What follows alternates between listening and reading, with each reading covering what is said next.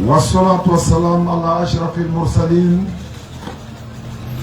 أعوذ بالله من الشيطان الرجيم. بسم الله الرحمن الرحيم.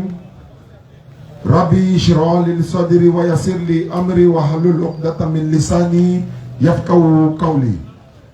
Alhamdulillah, la louange est Allah qui est le Seigneur de l'univers. Chaque fois que nous voulons nous adresser de la part d'Allah subhanahu wa ta'ala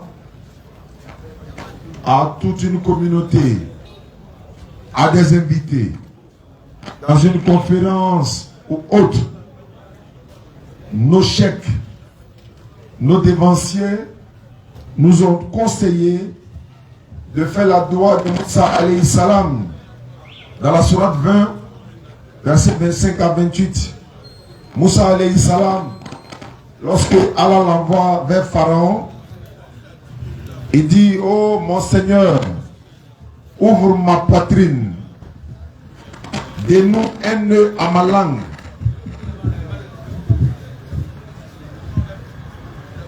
Nam.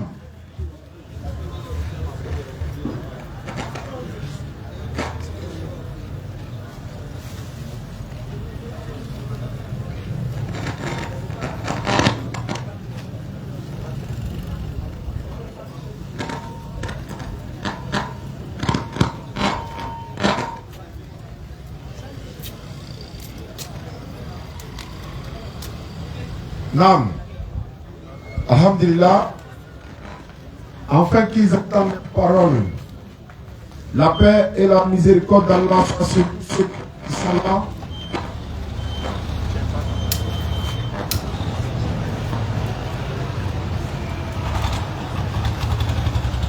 La paix. La paix et la miséricorde d'Allah soient avec vous. Islamiquement, on dit Assalamu alaikum wa rahmatullahi wa barakatuh. Ça, c'est la salutation musulmane. Et cette salutation est la meilleure salutation.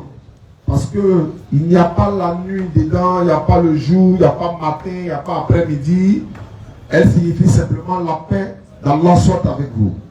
La paix de l'éternel. Quand on te souhaite la paix, tu reçois la paix. Donc nous sommes, alhamdulillah, nous c'est la DDR comme vous le constatez. Nous étions ici il y a 1 an de cela, 2 ans, d'accord, pour la même mission, parler de l'islam, exhorter les uns et les autres à être renfermés dans l'islam et ceux qui n'ont pas encore compris de devenir musulmans. Nous étions tout à l'heure vers 16h vers Hôtel Rambo. Nous sommes encore là ce soir pour continuer la mission. Et c'est toujours, nous sommes dans toujours le même mois, le 3 juin 2022, n'est-ce pas? Et nous sommes dans le calendrier hégirien Dhul Khada, le 4 Dhul Khada 1443 de l'Hégire. Donc le 11e mois du calendrier hégirien. Alhamdulillah Rabbil Alamin, lorsque nous sortons dans les rues et que nous partons prêcher, beaucoup de personnes se disent c'est une conférence dédiée uniquement aux musulmans. Parce qu'on attend Allah, Allah, Allah. Mais ce qu'ils oublient, nous prêchons avec la Bible et le Coran. Pourquoi la Bible et le Coran? Est-ce qu'un musulman a-t-il le droit de prêcher avec la Bible? Un musulman a-t-il le droit de lire la Bible? Est-ce qu'un musulman doit croire à la Bible? Est-ce qu'un chrétien peut lire le Coran? Est-ce que quelqu'un a le droit de prendre le Coran ou de s'acheter un Coran pour lire? Nous disons oui, oui, oui. Nous avons donné même des Corans à des pasteurs pour leur permettre à lire le Coran, pour ne pas qu'ils jugent les musulmans sans avoir connaître l'islam.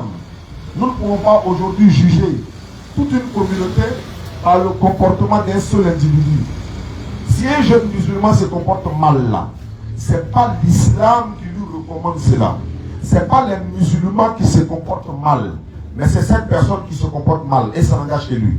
Vice versa. C'est pareil que pour les bouddhistes, pour les féticheurs, pour les chrétiens.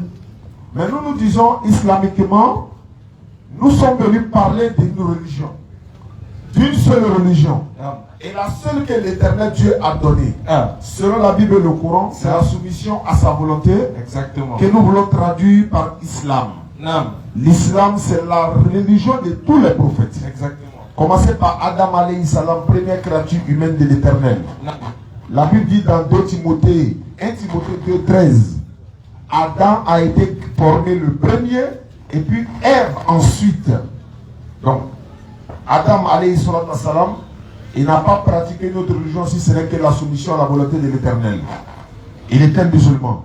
Ibrahim alayhi salam, pareil. Nuhu alayhi salam, pareil. Ils étaient tous musulmans. En passant par Jésus, Moïse, tous les autres, la paix de Dieu soit sur eux tous. Muhammad sallallahu alayhi wa sallam, c'est pas lui qui a envoyé l'islam. Certains disent souvent, avant que Muhammad sallallahu alayhi wa sallam, même les musulmans, il y a l'islam, il y a les Muhammad Dina Bena, il y a les Muhammad Bena Dina. Allez, Muhammad sallallahu alayhi wa sallam, amana l'islam, anana l'islam, sorry. Nakala ko Muhammad sallallahu alayhi wa sallam, allez le tunana l'islam, on va y raconter Ibrahim tout l'islam. Isa tout eslamay, nous tout eslamay, Yaya tout eslamay, Youssouf tout eslamay, Toto nana ale kwa poshi tout eslamay, parce que ni Muhammad nana ni eslamay, Toto nous nana ni moulé. Muhammad sallallahu alayhi wa sallam, ananas eslamay d'afali. Surat 5 verset 3. Allah dit, j'ai parachevé pour vous aujourd'hui. Il parachève ça sur Muhammad sallallahu alayhi wa sallam. J'ai parachevé aujourd'hui pour vous votre religion, j'accomplis sur vous mon bienfait et j'agrée l'islam pour vous comme religion. Exactement. Donc, parachever l'islam. Ça a commencé et parachever c'est Muhammad sallallahu alayhi wa sallam. Parce qu'il est le dernier des prophètes et le dernier des messagers également. Exactement. Si Muhammad sallallahu alayhi wa sallam vient, et qu'est-ce qu'on nous fait? Ceux qui croyaient en Moussa alayhi salam, ceux qui croient en Jésus, ceux qui croyaient en Abraham, à d'autres prophètes, qu'est-ce qu'ils doivent faire? Ils doivent croire au dernier des messagers, Muhammad sallallahu alayhi wa sallam. En croyant en lui, vous obtenez quoi? Tout droit au paradis par rapport aux prescriptions que l'Éternel Dieu lui donne, Dieu veut nous transmettre. Surat 3, le verset 31. Allah dit, il faut leur dire, répète-leur ça. Si vous aimez vraiment Allah, c'est moi que vous devez suivre. Vous devez me suivre dans tout ce que je vous ai ordonné et interdit de la part d'Allah. Allah vous aimera. Il vous pardonnera vos péchés. Exactement. Regarde déjà le pardon du péché en islam. Tu n'as pas besoin de tuer mouton pour ça. Beaucoup d'hommes pensent que quand on tue mouton dans ta bascule, ça vous pardonner nos péchés. Un musulman n'a pas besoin de ça. Il n'a pas besoin de faire un sacrifice pour pardonner ses péchés. Mais dans Sarakabo, Allah y a vendu le moment. Sarakabo de mon jour, il n'y a pas là. Ce n'est pas sacrifice, c'est un sacrifice là. C'est que c'est même nous, et ceux qui ont les moyens là. Matin, midi, soir, ils vont faire des sacrifices pas possibles. Ils peuvent payer des centaines de moutons par jour. Alors que toi, tu ne peux même pas payer 50 francs. Donc, qui sera pardonné? Non, ce n'est pas de ça qu'il s'agit. Le pardon des péchés en islam, c'est la repentance. C'est-à-dire regretter ce que j'ai fait, et puis je n'ai plus fait. Entre moi et Allah, lui seul, il demande pardon. Et puis c'est fini. 33, 59, Allah dit, soit 39, 53. Il dit, dis à mes serviteurs qui ont commis des excès à leur propre détriment, ne désespérez pas de la miséricorde d'Allah. Car Allah pardonne tous les péchés. C'est lui le pardonneur, le très miséricordieux. Nous immolons les béliers, les moutons que nous sacrifions pendant la tabaski. C'est pour commémorer l'acte d'Ibrahim alayhi salam. Allah lui avait ordonné d'immoler son fils unique Ismaël. Pour le faire, Allah l'avait mis à l'épreuve. Non, ne le fais plus. Nous commémorons l'acte. Parce que nous, pour dire quoi? Tuer son enfant pour faire quoi? Non, c'était juste pour le tester. Mais d'autres n'ont pas compris. Ils pensent que, à l'époque, selon la Bible par exemple, à l'époque, il y a des gens qui ont dit qu'ils donnaient des animaux pour que leurs péchés soient pardonnés. On a vu dans la Bible, il y a des gens qui ont donné farine même pour pardonner les péchés. Donc, islamiquement, c'est pas comme ça les péchés sont pardonnés. Non. Les péchés ne sont pardonnés que par la repentance. Même dans la Bible, c'est comme ça.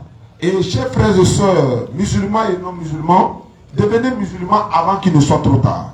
Parce que si vous mourrez sans être musulman et que nous arrivons au ciel, l'Éternel Dieu est là, face à nous, personne n'aura d'excuses devant l'Éternel. Tu ne peux pas dire je ne savais pas, je n'ai pas entendu, on ne m'a pas dit. Tu as entendu. Jésus a dit dans la Bible, Jean 15, 23, si je n'étais pas venu et que je ne vous ai pas parlé, vous n'aurez pas péché. Mais comme je suis venu, je vous ai parlé, vous avez entendu. Vous n'avez pas cru, vous vous êtes déjà jugé. Vous êtes déjà jugé. C'est pourquoi le musulman, il se sent à l'aise dans tout. Non. Il n'y a pas de... Ça dit qu'il n'a pas fait d'une divinité un être humain. Exactement. Le Dieu des musulmans, ce n'est pas un être humain. Il ne devient pas aussi un être humain. Parce que lui, il envoie Gabriel pour prendre forme humaine. Gabriel prend forme humaine pour venir parler à la mère de Jésus. Et regardez par exemple chez les bouddhistes. Lorsque les bouddhistes veulent adorer leur divinité, c'est souvent des vaches qu'ils adorent, qui est leur divinité. J'ai vu une vidéo où il y a une vache même, elle soulève sa patte comme ça, chaque personne vient se coucher, et puis elle dépose sa patte sur toi, tu t'en vas. L'autre vient, et sur le chute. Les hommes sont en train de se coucher comme ça. Ça, c'est leur conception. Pendant qu'ils sont en train de faire ça, nous, en Côte d'Ivoire ici, on est en train d'immoler la vache, mais les gens n'arrivent toujours pas à comprendre que c'est une créature, c'est l'Éternel qui a créé ça pour nous nourrir. C'est pas Dieu qui est là. Et ils n'ont pas compris. Maintenant, certains disent, non, ceux-là n'ont pas compris, hein, oui, mais eux-mêmes là, ils savent adorer de l'eau, rivière. Là, il est en train d'adorer ça. Il y en a qui disent, non, ceux-là aussi n'ont pas compris. Il y en a aussi, lui, il a fabriqué bois, statue, et puis il adore. Non. C'est-à-dire c'est son Dieu qui est là, mais c'est lui-même qui a fabriqué. Et quand il pleut, il prend sa chaîne, il couvre son Dieu. Quand le feu vient, il prend son Dieu, il s'en met dans la maison. Mais entre vous deux là, qui doit sauver qui? Question.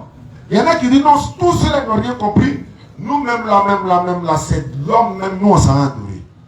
Et aussi ils adorent un être humain. Non. Donc ils disent non, vous-même vous n'avez bien compris. C'est maman de l'être humain là, nous aussi on a adoré. Non. Dans tout ça là, les musulmans sont assis et puis on les regarde. Ils ont fini tout ça. Nous maintenant on vient pour dire non.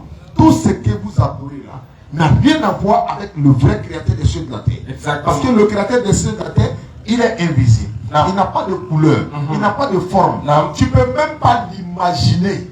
Contente-toi de son nom, de ses signes, de sa créature. C'est ce qu'il a dit. On n'a pas besoin de le voir pour croire en lui. Ça fait partie de la foi musulmane. Non. Donc c'est pour ça le musulman, si un musulman perd le paradis, voilà, c'est de ta faute toi-même. Exactement. Tu as les clés du paradis dans ta main.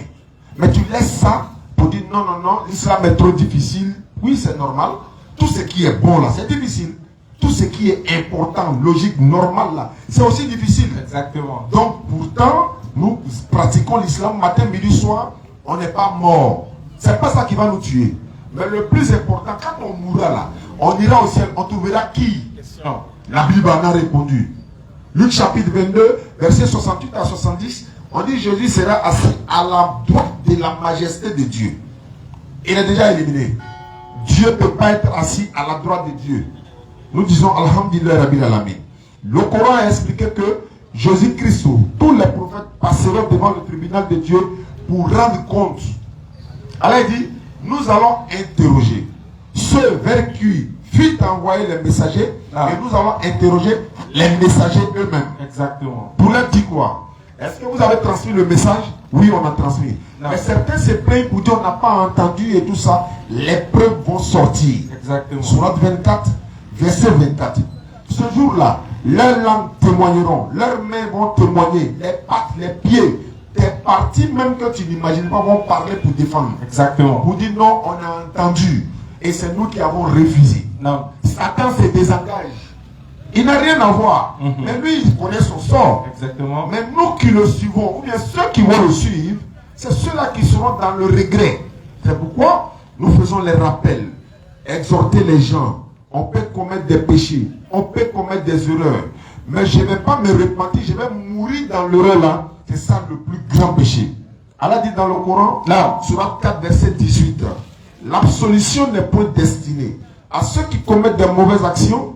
Jusqu'au moment où la mort se présente à eux, il se dit, je me repens maintenant, non plus pour ceux qui meurent mécréants.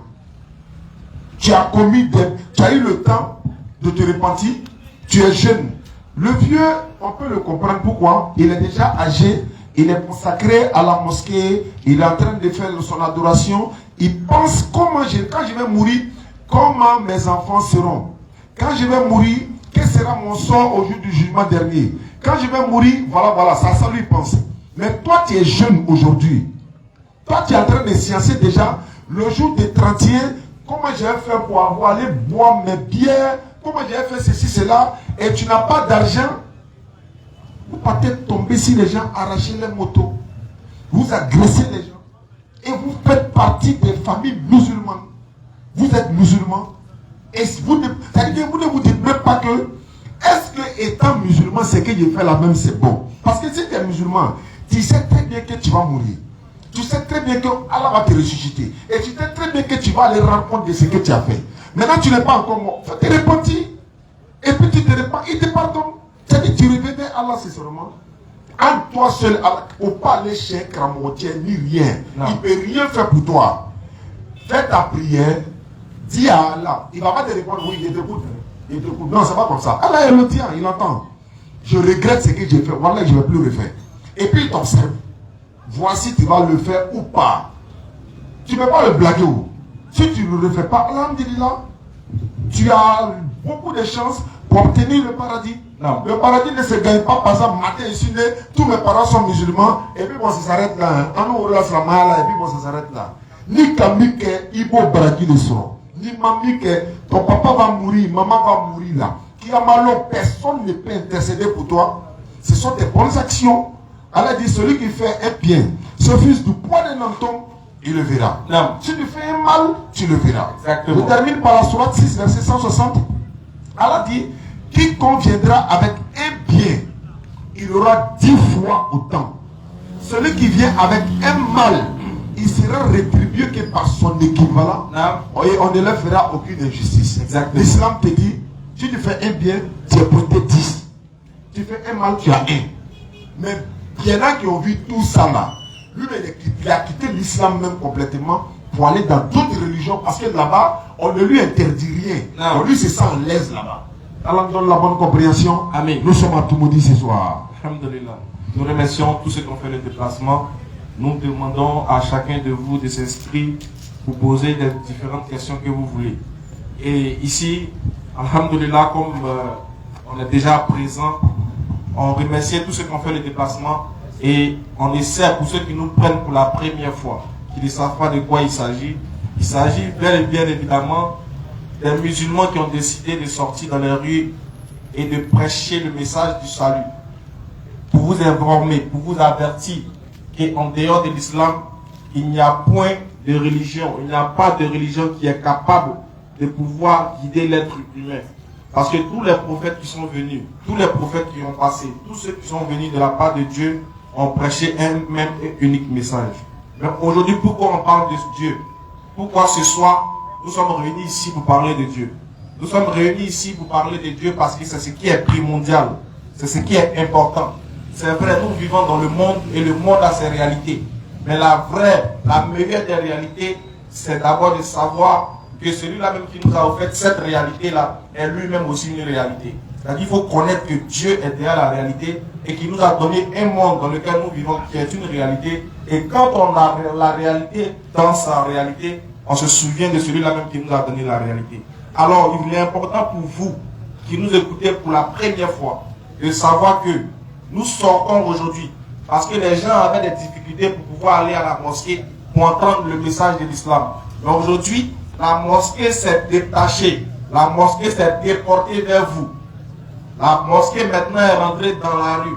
C'est ce qu'on appelle maintenant la nouvelle version de la prédication. Ça s'appelle la dawa dans la rue. Et c'est nous qui le faisons.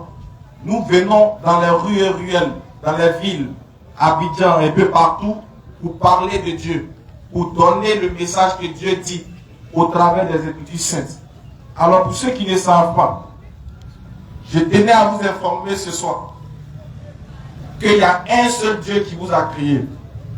Et il vous a amené dans ce monde, c'est pas fortuit, c'est pas gratuit.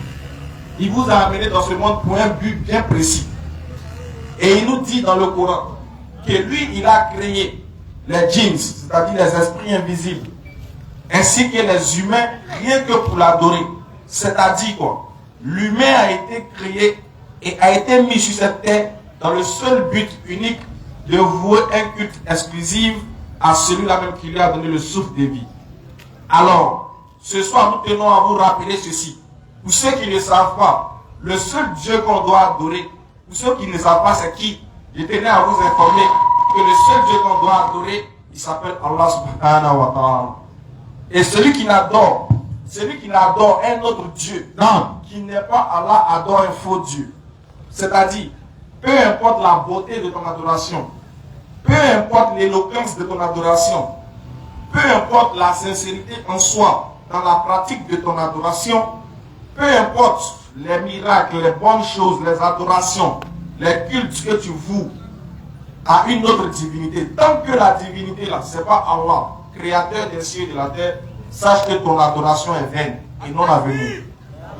Alors, Allahu Akbar, c'est pour vous dire que c'est ce que Dieu dit de venir vous rappeler à vous qui êtes humains. Non. Il dit il n'y a pas deux dieux qui vous a créé. Il n'y a pas trois dieux. Il n'y a pas quatre. Il n'y a pas beaucoup de dieux comme les gens nous le font croire. Il y a un seul. Mais qui est-il? Où est-il? Et comment fait-on pour aller vers lui? Est-ce que ce vrai Dieu, ce créateur des cieux et de la terre, est-ce que c'est une rivière? Nous disons non. Est-ce que celui qui a créé le monde, est-ce que celui qui m'a donné le souffle de vie, c'est un arbre? Nous disons non. Est-ce que celui qui m'a donné le souffle de vie, est-ce que celui qui m'a fait grâce, étant tout petit, il m'a élevé, il m'a éduqué, il m'a donné son souffle de vie gratuitement, il a fait de moi beaucoup de ce que je suis aujourd'hui. Est-ce que c'est un être humain? Nous disons non.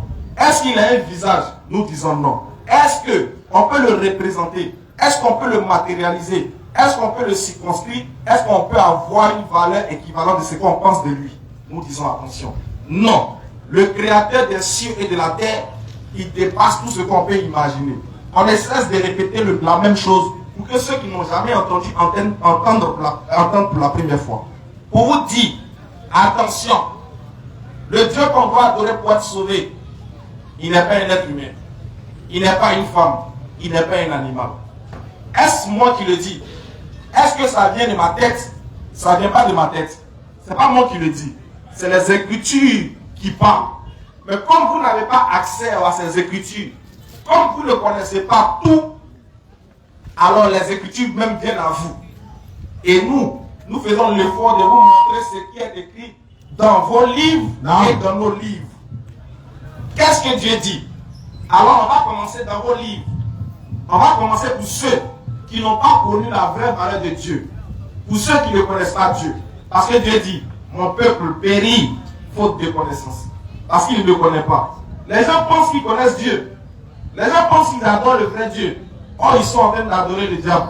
Or, ils sont en train d'être égarés par Satan.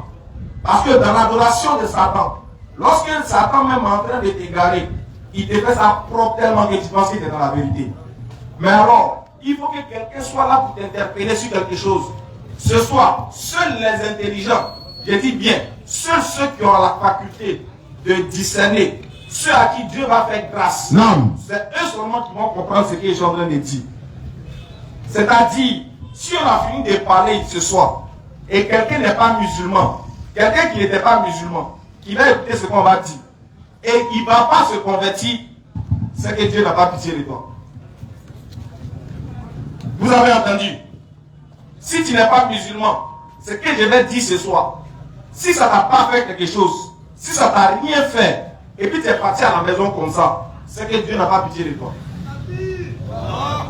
Mais si vraiment Dieu a pitié de toi, ce soir, avant que tu n'ailles à la maison, tu vas dire, j'atteste qu'il n'y a aucune divinité qu'Allah, et je crois que Muhammad est son messager. Pourquoi? Parce qu'il faut connaître qui est Dieu. Même si tu ne sais pas parler français, même si tu ne comprends pas anglais, même si tu n'es pas éloquent, même si tu n'es pas riche, même si tu es en bonne santé, mais si tu connais Dieu, si tu connais qui il est, s'il s'est révélé à toi, s'il t'a guidé, tu as tout gagné. Voilà la différence entre les musulmans et les autres. Les autres disent que les musulmans ne connaissent rien. Ils sont des analphabètes. Ils ne sont pas allés à l'école. Les musulmans disent que ce n'est pas grave. D'ailleurs, aucun prophète n'est allé faire école dans un coup du soir ou même a eu BTS en révélation. Mais eux tous étaient dotés d'une sagesse divine qui transcendait même l'éloquence de ceux-mêmes qui avaient fréquenté. Ils étaient dotés d'une sagesse divine, d'un pouvoir divin qui faisaient des hommes supérieurs à ceux-là même qui connaissaient et qui avaient appris les Écritures, appris à lire et à écrire. Voilà pourquoi le noble messager Mohammed, il n'a jamais écrit, il n'a jamais fréquenté, mais il était plus éloquent que ceux-là même qui étaient des grands poètes en Arabie. Mais ce soir, voilà le véritable créateur des cieux et de la terre. Il va nous parler au travers des deux livres, c'est-à-dire la Bible et le Coran. Si tu n'as pas été guidé ce soir, il faut te revoir. Alors qu'est-ce que Dieu nous a donné comme conseil? Comment est-ce qu'il a dit qu'on doit se comporter vis-à-vis de lui? Pour pouvoir savoir si vraiment dans le faux ou on est dans le vrai. Parce que c'est facile d'indexer ton frère et de dire qu'il est dans le faux sans pour autant démontrer par A plus B qu'il est dans le faux. Et même si tu essaies de démontrer par A plus B qu'il est dans le faux, tes arguments que tu prends pour essayer de le déconstruire ne sont pas sûrs d'être des arguments authentiques.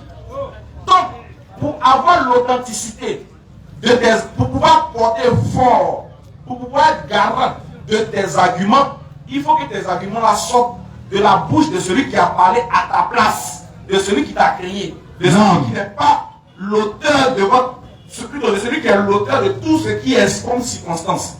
Si tu vas sortir un verset qui soit des livres révélés de la part de Dieu, ou bien des livres qui sont fondés, des livres par lesquels certaines personnes ont fondé leur foi, alors cela ne vient pas de toi, mais cela vient des livres. Au moins, tu as un appui. Tu vas dire, c'est pas moi dit, mais c'est la Bible ou le Coran qui a dit.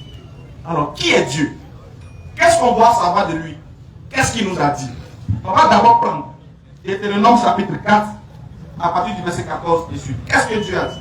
Deutéronome chapitre 14, chapitre 4, le verset 14. En ce temps-là, l'Éternel me commandant de vous enseigner les lois et les ordonnances. Pour ceux qui ne connaissent pas ce qu'on appelle Deutéronome, pour ceux qui n'ont jamais entendu Deutéronome, c'est un chapitre qui se trouve dans la Bible. Et cette partie parle précisément de la mission de Moïse. Dieu s'est révélé à Moïse. Et il ne s'est pas révélé seul. Il va se révéler à Moïse ainsi qu'au peuple. Mais regardez ce qui va se passer par la suite. Parce qu'on entend les gens dire, Dieu m'a dit, Dieu m'a révélé, j'ai dormi, Dieu m'a parlé, Dieu me dit. On ne sait pas où elle est. En tout cas, Dieu ne parle trop. Lui se lève, Dieu m'a révélé. L'autre se lève, Dieu m'a dit. L'autre aussi dit, je suis Dieu. Chez nous, habitait même là, Dieu il est venu. Il était baoulé. Ah, ça chauffait là-bas. Hein. Imagine si Dieu est baoulé. Il y a mon frère qui dit, ah, si Dieu est baoulé, ça c'est sûr que Satan c'est un Dieu là. Il dit, frère, pardon, va chercher par là. Pardon. Mais regardez une chose. Ils ont refusé que Dieu soit baoulé. Ils se sont fâchés. Hein. Nos hommes de Dieu qui sont là-bas, ils se sont fâchés. Ils disent non, il n'est pas Dieu. Comment Dieu peut être baoulé? On dit, ah, donc Dieu ne peut plus tout faire. Ah, Dieu peut devenir blanc, mais il ne va pas devenir noir. Si c'était un blanc qui avait la barbe et les yeux bleus, et puis il dit, je suis votre Dieu, il a dit, oui, bienvenue Seigneur. Ah, on t'attendait. Mais comme c'est un baoulé, il refuse. Vous allez accepter. On va lire d'abord la Bible, puis on va revenir à Jésus baoulé. Bismillah.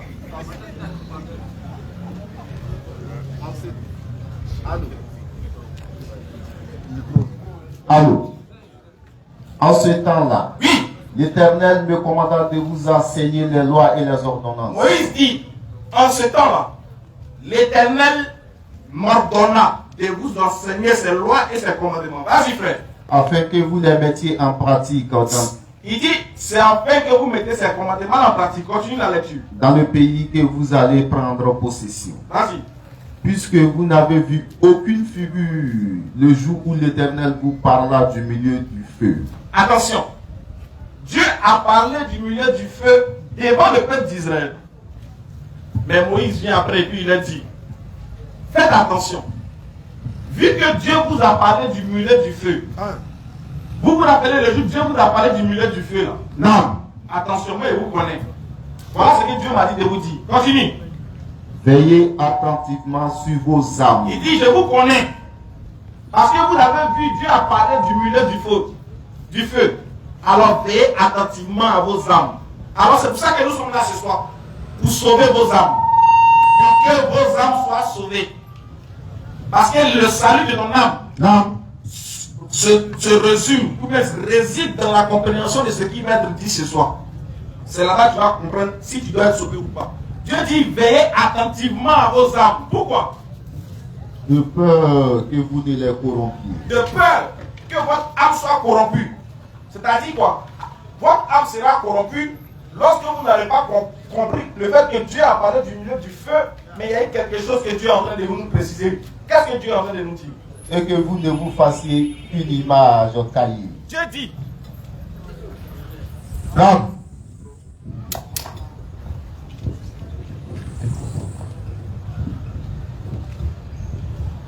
C'est bien. Réponds à la lecture, frère, s'il te plaît. Et que vous ne vous fassiez une image taillée. Remonte un peu, s'il te plaît. De peur que vous ne la corrompiez. Et que vous ne vous fassiez une image taillée. Dieu dit, lorsque Dieu vous...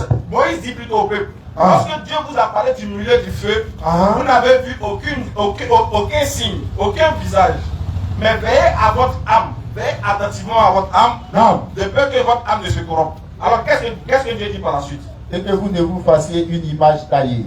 Il dit, il ne faudrait pas que quelqu'un se fasse une image taillée de Dieu. C'est-à-dire, en d'autres termes, un véritable croyant, un adorateur de Dieu véritable, ne peut pas faire une statue et puis adorer sa statue. Il ne peut pas faire une statue. Il ne peut pas matérialiser Dieu au travers d'une statue. Dieu dit attention, ne vous faites point d'image taillée. Continue. Une représentation quelconque d'idole. Une représentation de quelques idoles. De quelques idoles. Voilà. Une représentation de quelques idoles. Vas-y. La figure d'un homme ou d'une femme. Dieu dit, il ne ressemble ni à un homme, ni à une femme. Alors, si vous adorez un Dieu qui est un homme, la Bible dit que c'est un faux Dieu. Veillez à votre âme.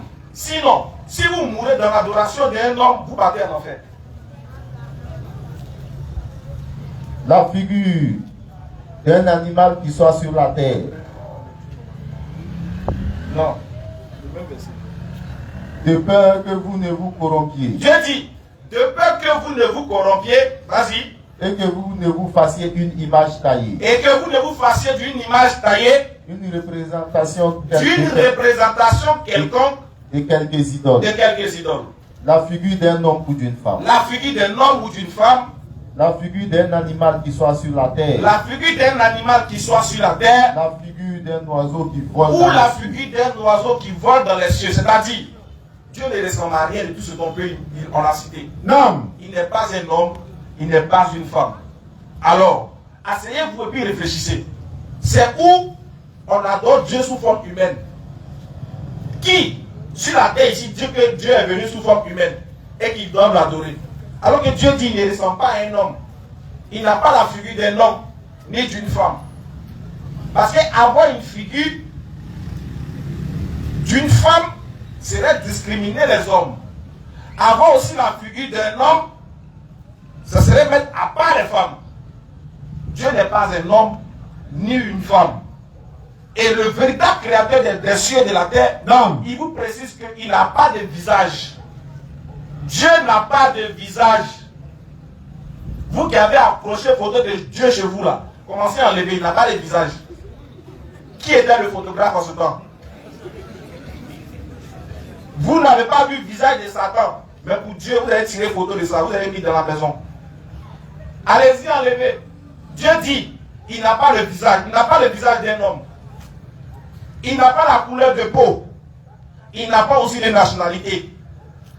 Il est le créateur de toutes choses. Et il ne ressemble à rien de ce qu'on peut l'imaginer. Il dit donc, veillez attentivement à vos âmes.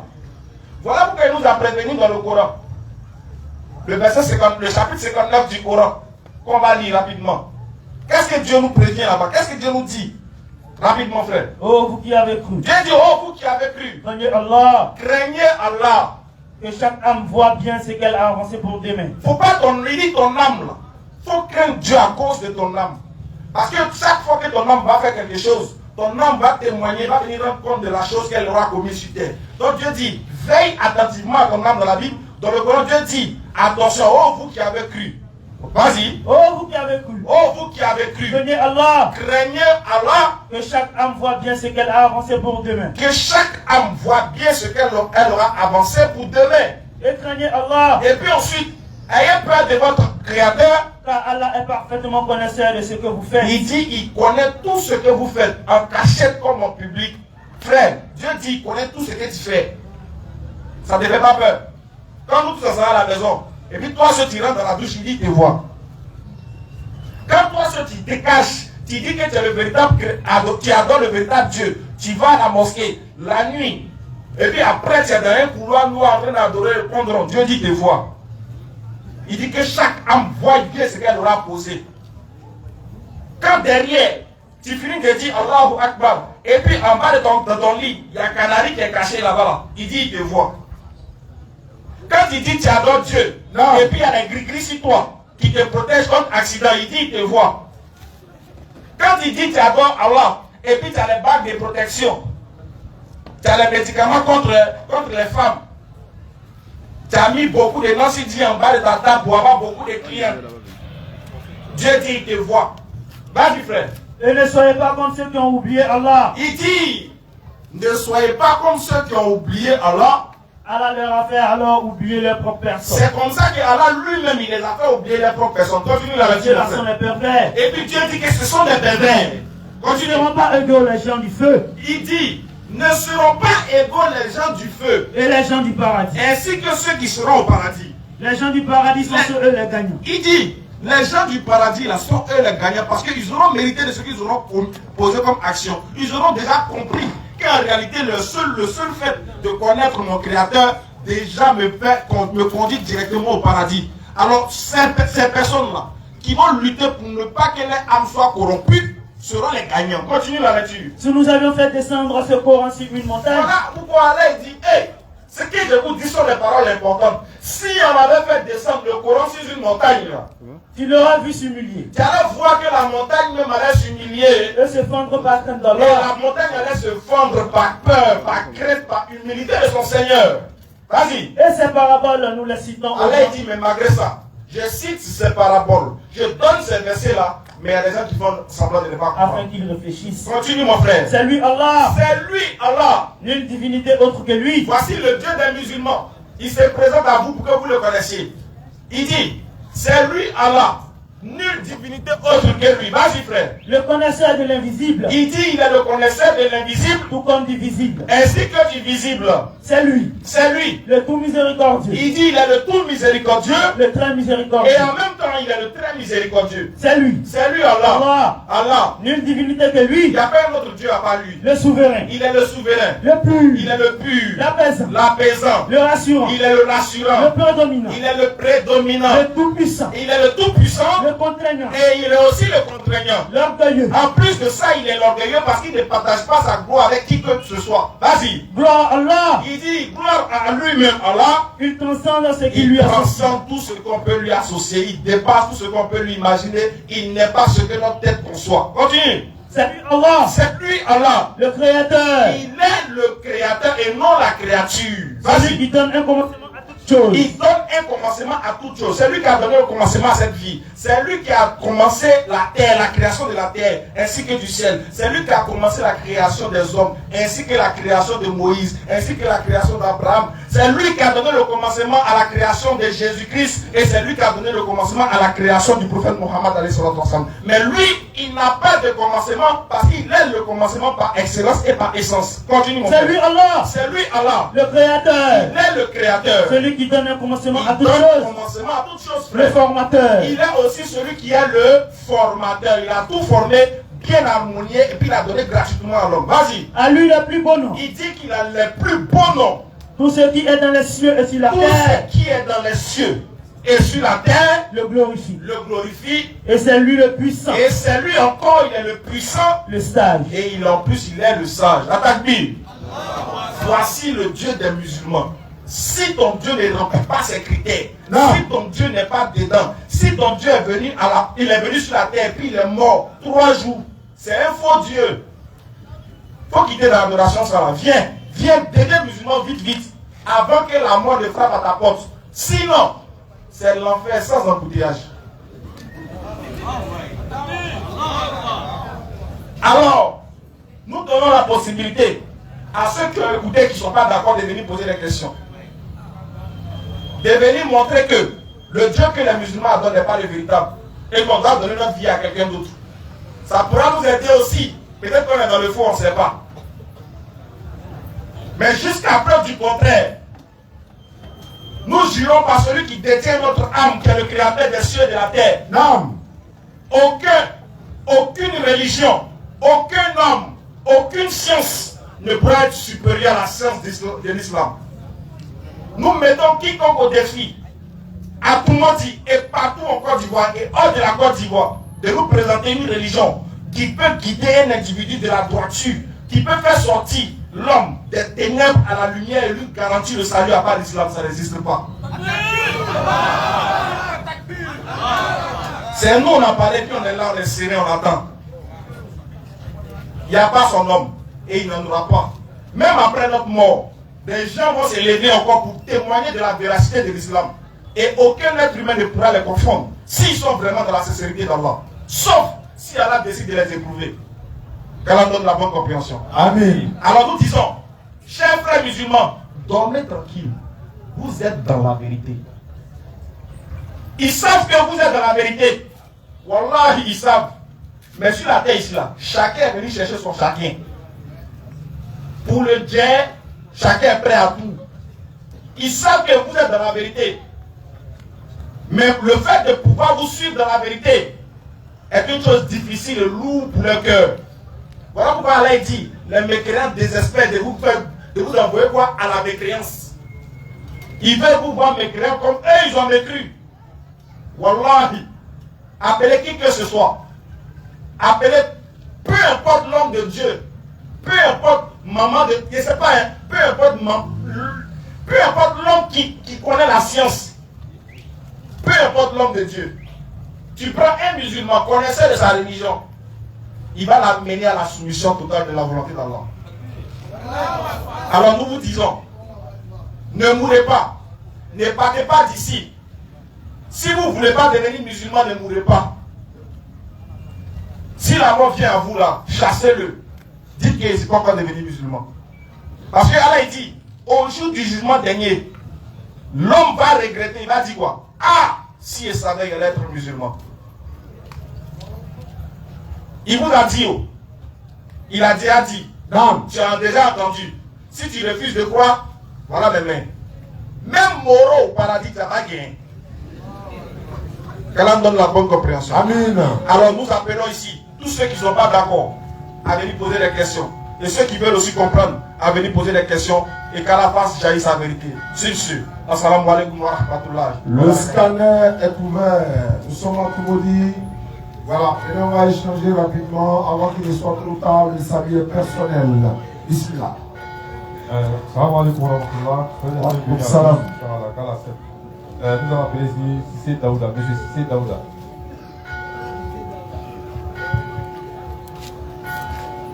Tout le monde peut poser des questions, hein, que ce soit musulman ou pas. Certains n'ont aucune religion, tout le monde peut poser des questions. Les soeurs, les mamans également, si elles veulent poser des questions, le micro ira vers elles et puis on va échanger. Bonne arrivée, salam alaikum frère. Oui, alaikum salam wa rahmatullah. Donc, bismillah. Voilà, je voudrais parler de la cigarette. D'accord. Voilà, en islam. Ok. Et on parle beaucoup de l'alcool, tout ça, mais de la cigarette, on parle moins. L'impact de la cigarette en milieu, bon, en islam. Je voulais savoir ça. Je voulais parler aussi. La deuxième question va, bon, peut-être à l'endroit de ce qu'on appelle Bidaya. Voilà, en islam, on adore beaucoup ça, Bidaya, mais beaucoup d'hommes ne connaissent pas. Voilà, et là, ça va plus sur ce sujet. Voilà. Non, alhamdulillah, la cigarette, c'est pas écrit noir sur blanc comme ça, cigarette interdite dans le Coran comme l'alcool a été précisé. Mais là, dans le Coran, Sourate 2, verset 195, il dit ne vous jetez pas dans la destruction par vos propres moyens. C'est-à-dire que Donc, cigarette là, drogue là, tout ce qui peut te détruire toi-même, ne vous jetez pas dans la destruction par votre propre moyen. Parce que ce n'est pas Allah qui attrape la cigarette là pour mettre dans ta bouche. Ce n'est pas lui qui te dit d'aller payer. C'est toi-même qui paies avec ton propre argent. Malgré que le vendeur a mis dessus, abuse dangereux pour la santé. Il va gagner. Tu ne laisses pas. Donc, ça là, Allah n'a rien à voir dans ça. Il relève la qui est c'est toi-même qui est en train de te détruire toi-même. Et si tu meurs dans ça, tu vas aller dire quoi là? Cigarette là, c'est dangereux. Et puis encore, je ne vais pas vous aller plus vers ce livre de Shaitan. Parce que quoi? Au fur et à mesure que tu fumes, tu ne fais qu'augmenter de une cigarette, d'un long, tu vas aller dans 5 paquets. Imagine, il y en a qui se disent, moi j'ai fumé, hein. Moi-même oui, j'ai fumé. Moi j'ai fumé pendant près de 10 ans. Mais j'ai arrêté la cigarette, ça fait près de 20 ans. Imagine un peu, il n'y a pas eu de médicament. Il n'y a pas de médicament. Si quelqu'un te dit un médicament pour arrêter la cigarette, la mentir. Parce qu'en ce moment, on était dans la jeunesse et tout ça. Et c'est venu comment? Il faut aller payer cigarette pour moi. Et puis, il faut nous allumer. Nos grands frères nous envoyaient, on s'en va, on allume, on envoie, d'en bas et vient là. Nous, on a voulu essayer. Mais au départ, tu tapes là. Tu sais que c'est pas bon. Mais tu insistes. Mais quand quelqu'un quitte la cigarette, et puis il vient fumer une seule tape après 10 ans, c'est comme s'il va mourir. Ceux qui ont arrêté de fumer, ils savent. Et cigarette là, là, ni du sous cassé là, ou bien si tu es trop content. Et les gens, les vrais junkies là, ils ont commencé à tirer les longs en même temps. Ou bien dans le mois de Ramadan, n'a qu'à sous-tirer, premier taf, à faire en même temps. Il y a là même, c'est le là, hein, avec ton missile, si tu veux qu'on nous fait, mais il est dans sa carte quand même. C'est pas normal. Souvent, la plupart là, et puis, ça fait, c'est dangereux. Hein. Ni ça dit que la sécurité est là pour. C'est-à-dire, lui-même, il est là, il est gêné de s'arrêter à côté de toi. Il sait qu'il y a une odeur qui dégage et tout ça. Mais souvent, lui, il se demande, il ne sait pas, aller avec cigarette minant, qu'est-ce qui le amène à fumer? C'est Satan qui fait ça. Dans la notice des cigarettes là, il y a encore un goudron dans là. Dans la notice là, quand il regarde là, ils ont mis goudron. Ça va te tuer. Mais même si elle parlait tout de suite là, hein, les vrais fumeurs, les ont découragés. Mais on n'a pas dit. Ils vont allumer. En fait, pour ajouter quelque chose rapidement, c'est que ce que Oustaz a dit est vrai. C'est une réalité. Et aussi, il y a d'autres qui veulent en sortir. Voilà, la cigarette, comme lui l'a dit, c'est déjà, on n'a pas besoin d'écrire noir sur blanc que c'est interdit. Mais déjà, du fait que ça soit quelque chose de nocif pour l'homme, il doit s'en écarter. Mais en même temps, il y a d'autres qui veulent sortir de là. Tellement qu'ils sont pris dans l'engrenage, ils veulent sortir, mais ils n'y arrivent pas. D'autres aussi n'ont pas envie de sortir, ils disent, mais hey, c'est quand il a laissé faire là. Allah lui, il n'a pas envie de laisser. Est-ce que tu vois? Mais par contre, pour ceux qui ont envie de laisser, par exemple, mais qui sont déjà engrenés dans la chose, qui sont déjà pris par le piège de la chose, ça sera très très difficile pour eux si vraiment la crainte de Dieu ne vient. Si Allah ne les a pas fait miséricorde et faveur. Est-ce que vous comprenez? Sinon, c'est des choses qu'on ne doit pas conseiller à quelqu'un. C'est des choses qui sont nuisibles pour l'homme. Surtout pour le musulman. Et c'est quelqu'un, puisque le musulman doit prendre soin de son corps, il doit faire attention à ce qu'il consomme. C'est pas que la cigarette, il y a aussi la même chicha. On a dit cigarette, on a laissé chicha, ils vont aller sur chicha. Tout ça aussi, ça fait partie de la chose. Parce que plus tu consommes la chose, tu ne vois pas le danger. Il y a la bonne odeur, il y a tout ce que ça dégage. Donc du coup, tu es plongé dans la chose. Il faut faire attention à ces choses-là. Parce que ça nuit à l'organisme de l'homme. Alors que Allah subhanahu wa ta'ala nous conseille de prendre soin de nous-mêmes, de ne pas nous tuer nous-mêmes. Voilà un peu. Alhamdulillah, bida, c'est innovation. L'a mis tout à l'heure. C'est-à-dire ajouter quelque chose d'innovation dans la religion. C'est tout ce qu'on appelle bida. Donc souvent quand on dit bida, beaucoup se posent la question, ça veut dire quoi, ça veut dire quoi. Donc les gens aussi essayent d'expliquer en même temps. Quand tu donnes une explication peut-être arabe, il va provoquer là quand tu donnes la signification. Donc bida, tout simplement, c'est l'innovation. Ajouter quelque chose dans l'islam. Il y en a qui disent Maouloud, c'est bida. Ça veut dire que ça n'a jamais existé, mais les gens ont ajouté. D'autres disent non, ils ont les preuves. Voilà. Donc ça c'est pas notre problème. Donc, simplement, bid'a veut dire innovation. Ajouter quelque chose à l'islam si ça n'existe pas, par exemple. Voilà. Kala facilite notre compréhension. Prochaine question. Ok, merci beaucoup à vous. Monsieur Sidibé Issa.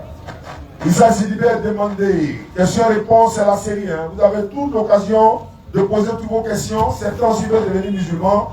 Vous devez devenir musulmans et c'est maintenant ou jamais. Non. Wa alaykoum salam wa rahmatullahi wa barakatuh.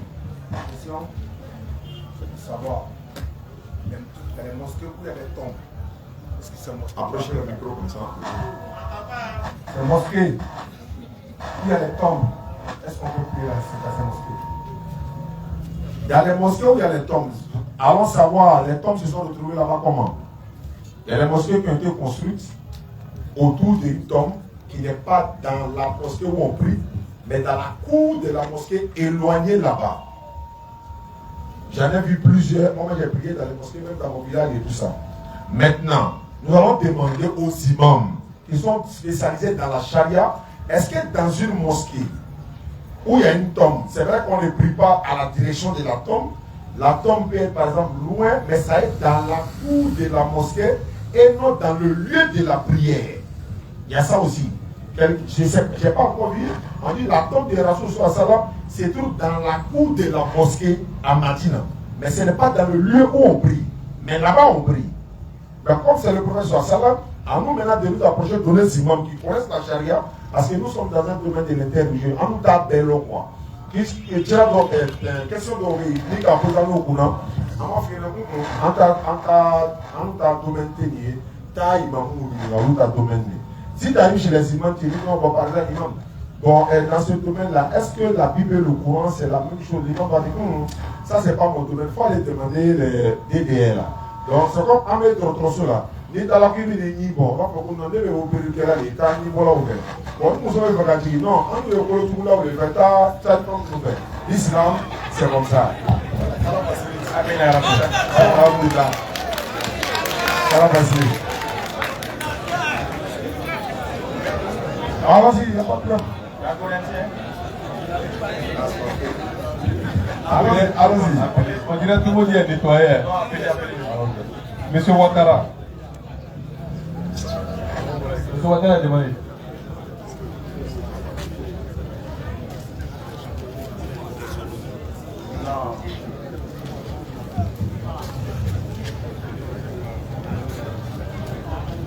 Merci.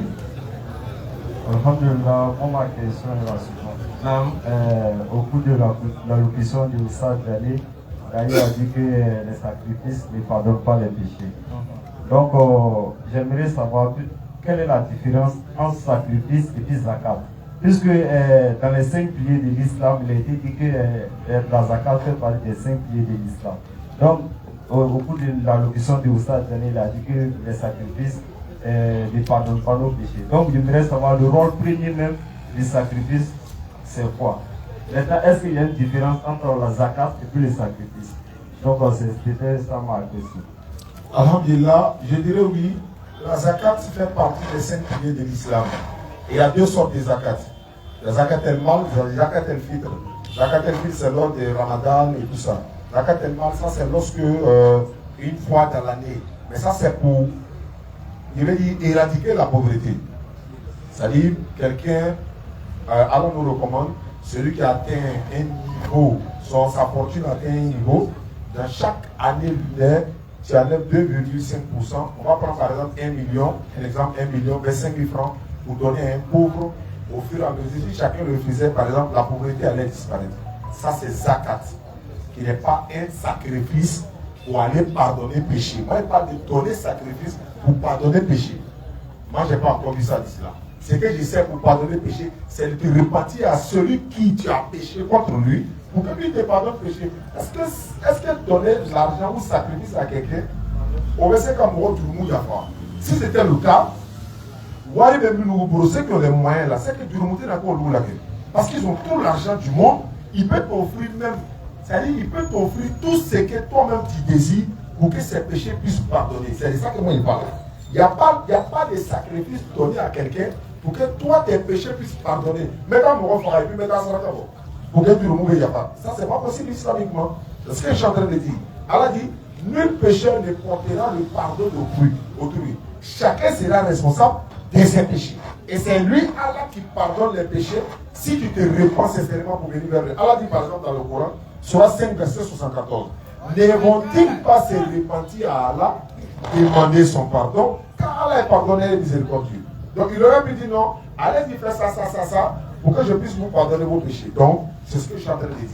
Les sacrifices maintenant que nous faisons, on peut rassembler des personnes. Par exemple, Allah m'a fait une grâce, je rassemble des gens, je fais un sacrifice, en reconnaissant du bienfait qu'Allah m'a fait, les enfants viennent manger, ils sont heureux. Ça, c'est un sacrifice. Certains aussi disent non, quand quelqu'un est mort, on fait des sacrifices, voilà, pour que, voilà, à sa mémoire et tout. Mais ces sacrifices-là que nous faisons, par exemple, pour un mort, est-ce que ça peut faire qu'il rentre au paradis à cause de ça? Non. Ce sont les actes qu'il a fait là qui va les rendre pour ça. C'est clair.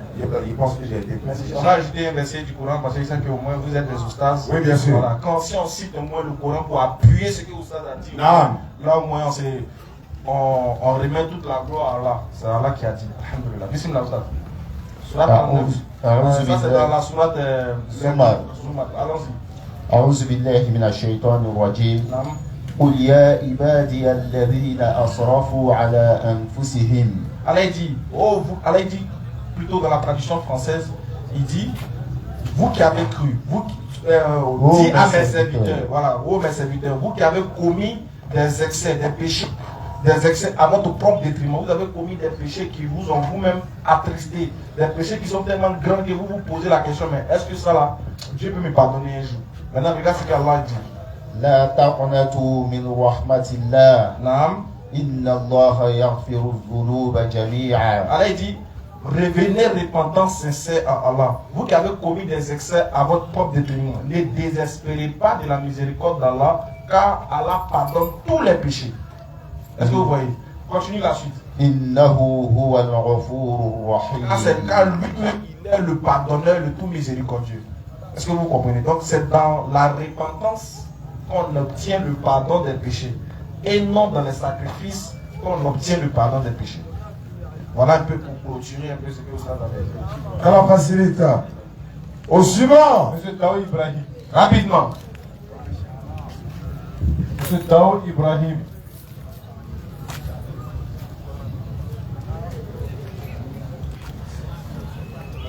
Tout le monde peut poser la question. Musulmans, non musulmans, vous êtes les bienvenus.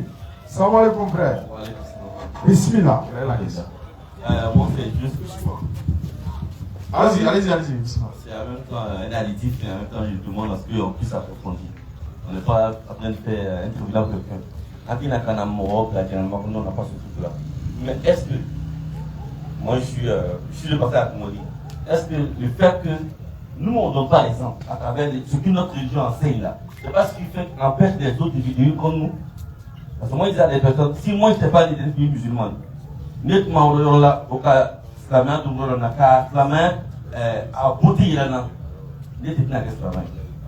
au nom de votre comportement, c'est seulement moi nous reproche. C'est bien beau qu'on peut dire leur religion comme ça, mais est-ce que c'est pas nous notre attitude qui fait que eux ils vont pas? Voilà Ismaël Aka qui est là, c'est beau à quel âge la main, oui tiens, mais est-ce que lui-même quand il nous regarde là, s'il a un comportement, est-ce que c'est des musulmans? Donc il s'est dit on va parler nous, parce que moi aussi dedans. Comment est-ce qu'on peut améliorer notre comportement, être des modèles dans nos machines, dans nos boulangeries, chez nous? Mais c'est qu'il y a dit on voilà quand on repose la main. Non, alhamdulillah. Oui, c'est clair, non? L'islam et le comportement, ça va ensemble. C'est normal. C'est vrai? On va dire, bon, on est musulman, mais en même temps, nos comportements ne riment pas. C'est ce que nous disons tous les jours. Nous faisons le peu qu'on peut. Nos imams ne font que parler de ça matin, midi, soir, dans les koutouba, dans les mosquées. Ils ne font que dénoncer. Même les gens même vont se plaindre aux musulmans, mais parler à la jeunesse musulmane. Mais il y a une chose qu'il faut comprendre, frère. Souvent, les gens confondent jeunes djoulas et musulmans. Voilà. Donc, tous les djoulas ne sont pas musulmans. Il y a des jeunes de comportement là, c'est le comportement des djoulas, mais pas musulmans. Voilà. Donc, c'est comme si tous les djoulas ne sont pas musulmans et tous les musulmans aussi ne sont pas djoulas. Mais à partir du moment où tu décides d'être musulman, ton comportement, c'est vrai, on ne peut pas avoir un comportement 100%. on va s'approcher, on va s'orienter, on va faire l'effort, et c'est ce qu'Allah demande. On ne peut pas pratiquer l'islam peut-être à 100%, mais l'effort que nous faisons pour venir vers Allah et améliorer nos comportements, personne n'est parfait ici. Non. Je disais tantôt que moi, il fumait, mais en ce moment, on voulait voir, il y a des bêtises qu'on a fait, mais après on s'est dit quoi? Je ne suis pas encore mort, je suis vivant, qu'est-ce que je dois faire? Après, je vais me repentir rapidement, mon ancien comportement là. Je vais venir montrer aux gens que Joe, nous tous on a fait ça. Et là, on a essayé maintenant de devenir même prédicateur. Vous n'êtes pas obligé d'être prédicateur. Mais changer de comportement peut faire avancer la société. Il y a des personnes, même leur propre maman les parle là. Ni qu'à quoi tu vas, pourquoi c'est pas un musulman. Mais pourtant, le Coran même dédie de ne même pas dire fille à sa propre maman.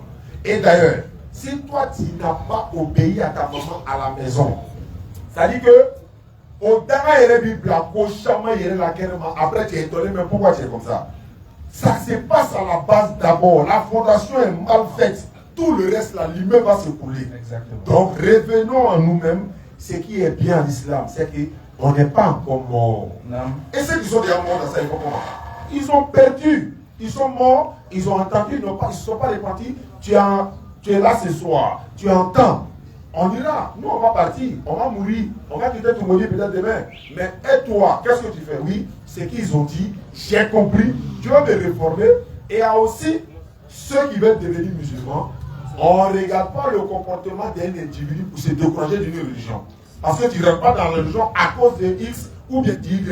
S'il se comporte de la sorte, je le disais, si un musulman se comporte mal là, ce n'est pas l'islam qui lui recommande ça, c'est lui son comportement. On est près de 2 milliards dans le monde, donc comportement d'un seul musulman, parce qu'il se comporte mal, donc tous les musulmans sont comme ça. Non, parce que l'islam est comme ça. Non, Rasoul sallam, il est le modèle à suivre. Et puis voilà ce que Inch'Allah. Rapidement, merci beaucoup, ordinateur, pour cet éclairci. Mais pour rajouter un peu, c'est que il est important de savoir aussi que en gros, nous sommes le miroir du monde. C'est-à-dire que nous, en tant que musulmans, Allah nous a fait grâce de connaître. Alors que du moment où on connaît, on doit se doter des choses, on doit avoir un comportement qui doit refléter nous-mêmes notre propre religion. C'est-à-dire aussi, on reconnaît un croyant par sa manière de croire. Donc, ce que le monsieur dit est très primordial. Et exactement, souvent, la plupart du temps, on a tendance à faire des choses. Non.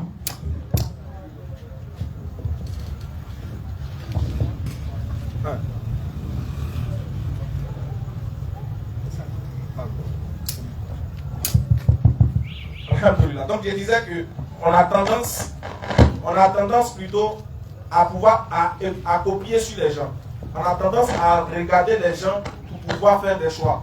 Alors il faut comprendre que ces personnes-là ne seront pas maîtres de nous au jour du jugement dernier. Maintenant, qu'est-ce que je voulais dire?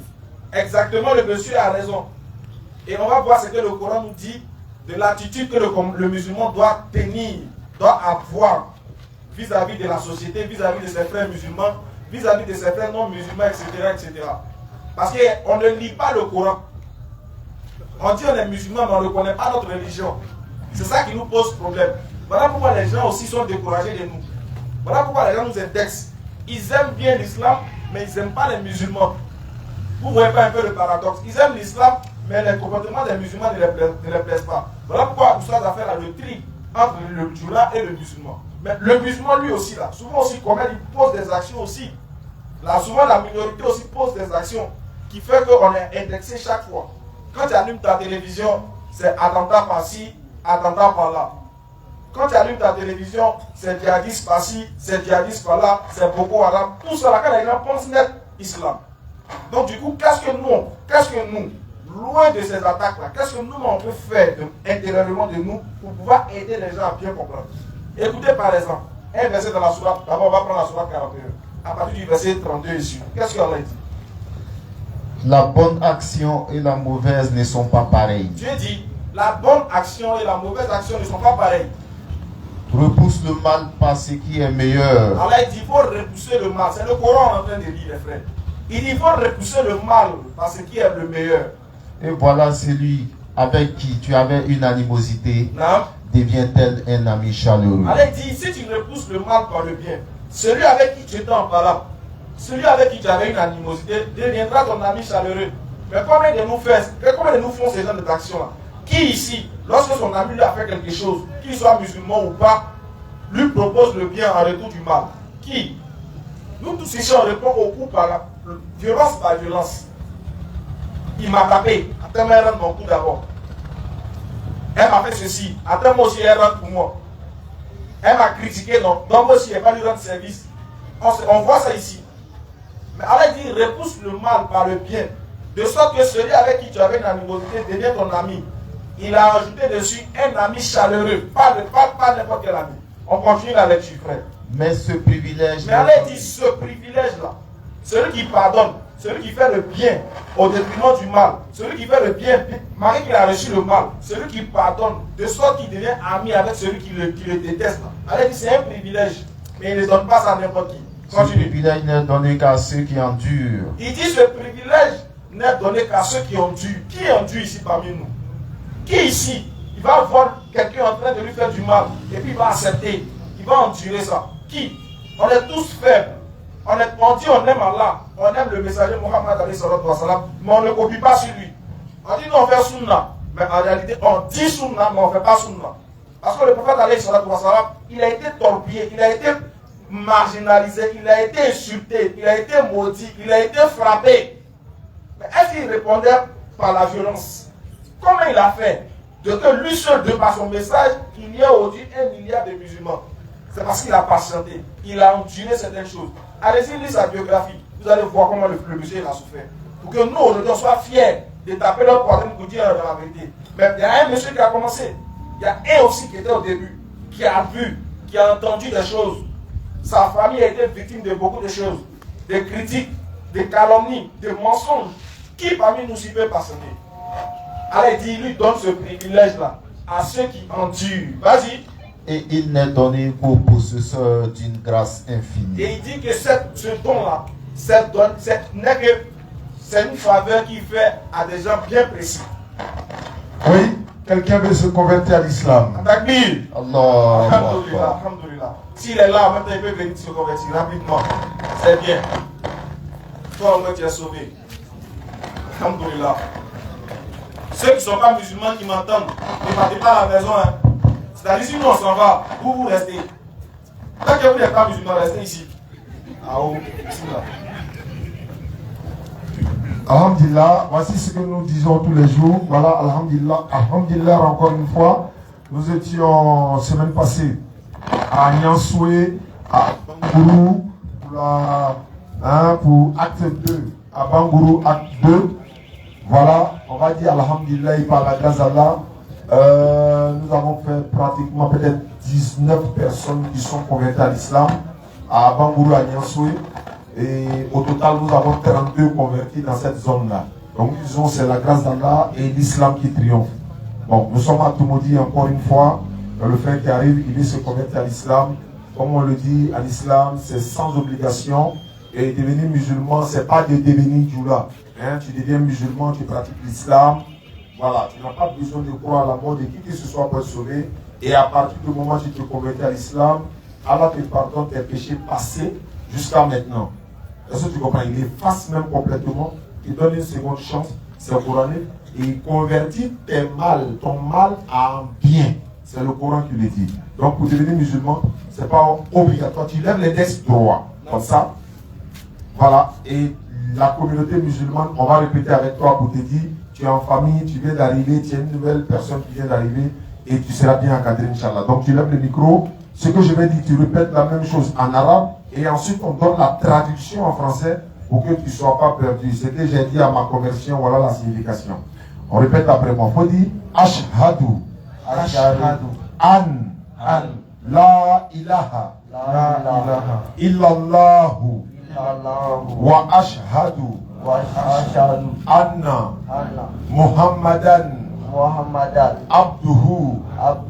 Wa rasuluhu. ورسوله. J'atteste avec ma langue. J'atteste avec ma langue. Je reconnais dans mon cœur. Je reconnais avec mon cœur. Il n'y a pas un autre Dieu. Il n'y a pas un autre Dieu digne d'être adoré. digne d'être adoré. Sauf Allah. Sauf Allah. J'atteste avec ma langue. J'atteste avec ma langue. Je reconnais dans mon cœur. Je reconnais dans mon cœur. Que Muhammad est le messager d'Allah. Que Muhammad est le messager d'Allah. Que Jésus-Christ est le messager d'Allah. Que Jésus-Christ est le messager d'Allah. Takbir. Summa takbir. Voici un kit converti pour toi, un Coran en français, un tapis de prière, un document comment faire la prière. Ça, c'est la communauté musulmane qui te l'offre gratuitement et pour que tu puisses bien pratiquer l'islam. On va te confier à la communauté musulmane ici. Merci beaucoup la DDR. Merci, merci. Nous demandons aussi à la communauté musulmane de tout maudit de bien vouloir s'occuper du frère, de l'aider à comprendre. C'est une âme, c'est comme un nouveau-né aujourd'hui. Voilà, vous allez commencer à lui apprendre à marcher, à manger, à dormir, à se coucher. C'est comme ça l'islam. Vous allez lui apprendre les b.a.-ba de l'islam déjà, et puis essayer de l'encadrer parce que c'est pas facile. Les gens entrent beaucoup dans l'islam, mais aussi sortent beaucoup parce qu'il n'y a pas un suivi. On ne les suit pas, on ne les traite pas, on ne les montre pas les vrais, les rouages de l'islam. On les laisse comme ça. Aujourd'hui, on le prend en avant à la mosquée. 2 semaines après, bon, on le laisse, il est livré à lui-même. Alors que lorsque tu te convertis, tu es beaucoup éprouvé. Voilà, le diable te ramène tes anciennes habitudes. Souvent, il vient te dire, mais attends, donc toi tu t'es converti comme ça, quoi. Tu n'as plus boire bien. Comment tu es plus meilleur? Il va s'appeler Ahmad. Alhamdulillah. Ahmad, c'est Mohammed sallallahu alayhi wa sallam. Merci beaucoup. Donc, merci beaucoup. On vous le confie, Inch'Allah, qu'à la face. Ok, monsieur Ba Malik est demandé. Ba Malik pour sa question.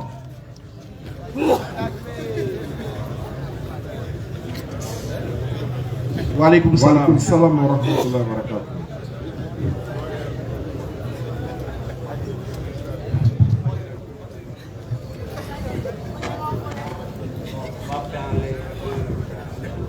Terminologie.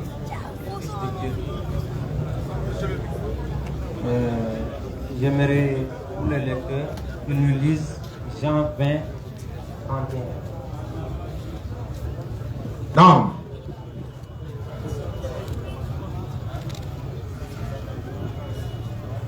Jésus a fait à présent de ses disciples plusieurs choses qui ne sont pas mentionnées dans ce dialogue. Mais ces choses ont été écrites. Reprends là où il dit. Jean 20 combien? Jean 20, verset 31. Ah, 31, ok. Mais ces choses ont été écrites afin que vous croyiez que Jésus est le Christ, le Fils de Dieu, et qu'en croyant vous avez la vie en son nom. Question.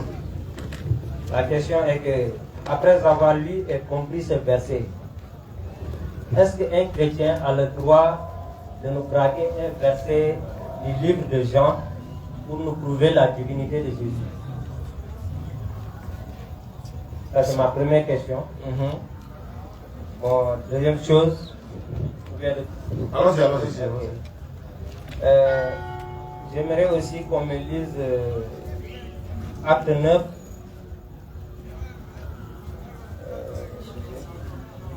Préparez les questions, hein? Il n'y a pas de souci, Inch'Allah. Ouais, Acte 9 au verset 20. Acte des Apôtres, chapitre 9, le verset 20.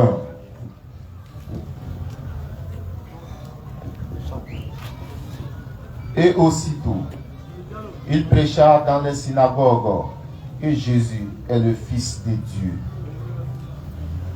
Bon, dans ce passage, nous venons de lire qu'il est dit que Paul prêchait que Jésus est le Fils de Dieu. Première question, y a-t-il un passage où Paul a prêché que Jésus est Dieu? Autre question, où et quand et comment les chrétiens ont-ils pris cette doctrine qui consiste à croire que Jésus est Dieu? D'accord, on va faire...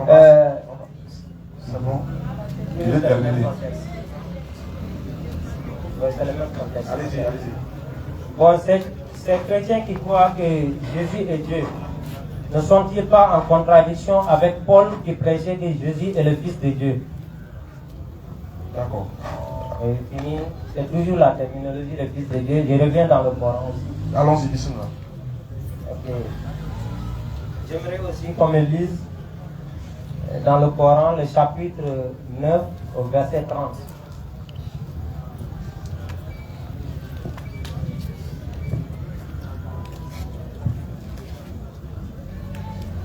Les Juifs disent, Uzza est le fils d'Allah.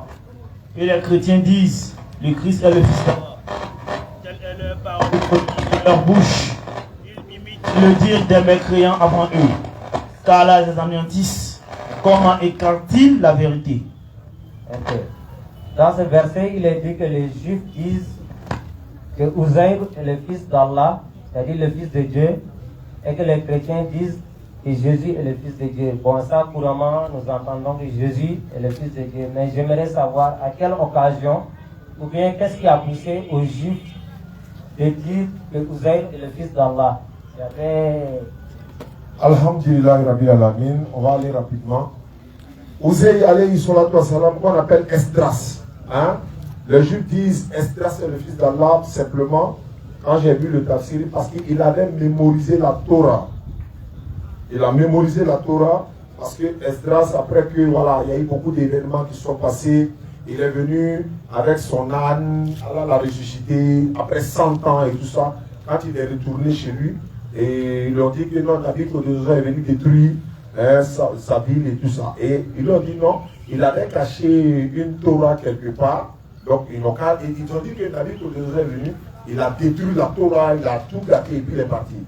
Donc lui il a dit qu'il avait enterré une Torah quelque part avant qu'il n'aille dans sa mission pour revenir. Ils sont allés creuser la terre, trouver que la Torah dans la terre a déjà détruit. Et comme il avait la connaissance de la Torah, ils ont appelé tous les savants qui étaient là et tout. Il a reproduit, c'est-à-dire il a récité la Torah encore du début jusqu'à la fin. Et ils ont reproduit encore, selon l'histoire des prophètes. Donc on dit non, non, non. Lui là, c'est le fils de Dieu. Uzzaïr, c'est le fils de Dieu. Donc voici un peu le contexte dans lequel, selon les recherches que j'ai faites, parce qu'on peut se tromper, islamiquement c'est comme ça. Tu vas voir que d'autres diront non, non, non, Uzzaïr qui a mal expliqué le contexte. Mais dans l'histoire des prophètes, moi j'ai lu ça. Voici comment ils ont dit que Uzzaïr est le fils de Dieu. Voilà. Maintenant, bibliquement, Inch'Allah. Bismillah. Rapidement, pour revenir déjà pour les versets que vous avez pris de la Bible. Exactement, le problème, c'est qu'il faut comprendre qu'il y a deux types. Il y a deux types de personnes qui... Il y a deux types il y a deux variantes de croyances dans la croyance du christianisme. Il y a la variante qui croit que déjà, que Dieu... Le fait de dire fils de Dieu, c'est Dieu venu sous forme humaine, qu'ils appellent fils de Dieu. Donc, ça dit fils de Dieu, c'est Dieu lui-même. Pour d'autres croyances. Pour une autre croyance, fils de Dieu, c'est le fils engendré de Dieu. C'est-à-dire qu'il y a un Dieu, mais qui a envoyé son fils à lui. Vous voyez un peu. Donc, il y a deux variantes. Maintenant, pour la première variante, quand ils lisent que Jésus est fils de Dieu, et que c'est en croyant qu'il est fils de Dieu qu'on sera sauvé, automatiquement, vu qu'ils se disent que c'est en Dieu ce qu'on aura le salut, que si ce Dieu-là dit que c'est par le Fils qu'on doit avoir le salut, donc le Fils est même temps le Dieu. Or, en réalité, aucun prophète, aucun apôtre, aucun disciple de Jésus ne l'a vu comme une divinité. Non. Et puis, il faut comprendre encore c'est quoi le mot Fils de Dieu. Parce que quand on entend Fils de Dieu là, ça ne veut pas dire que Dieu a un enfant. D'ailleurs, Allah il dit non, attention. Lui, il n'a pas de fils. Que c'est faux que les cieux et la terre ne se trouvent à ses mots. Le fait de dire que Allah a un enfant, c'était une abomination grave. Mais le mot fils de Dieu a été traduit. C'est la traduction française qui donne fils. Mais qu'est-ce que signifie même le mot fils? La Bible va nous expliquer ça. Fils de Dieu, on va lire la définition du mot fils de Dieu dans la Bible. Vas-y. Fils de Dieu. Fils de Dieu. Titre donné à Jésus. La Bible nous dit que le mot fils de Dieu est un titre donné à Jésus pour exprimer qu'il est l'envoyé de Dieu. C'est un titre qu'on lui a donné pour exprimer qu'il est l'envoyé de Dieu. Mais quand vous allez lire dans la Bible des catholiques aussi, dans le glossaire catholique, vous allez voir aussi qu'ils ont donné la définition du mot fils. Comment est-ce que ça a eu lieu, comment est-ce que c'est venu par la suite. Mais il y a une chose qui est évidente, c'est qu'aucun disciple, aucun apôtre n'a pris Jésus pour Dieu. D'ailleurs, s'il y a quelqu'un qui devait adorer Jésus, premier, c'est Marie. Parce que c'est son enfant. Voilà. S'il y a quelqu'un qui devait l'adorer, premier, c'est elle. Mais comme elle savait que son fils n'était pas Dieu, voilà pourquoi elle n'a jamais adoré son fils. Maintenant, pour ceux qui pensent que Jésus aussi est Dieu, on leur demande toujours de nous répondre à la question. Si Jésus est Dieu, est-ce que c'est lui qui a créé Marie? Question.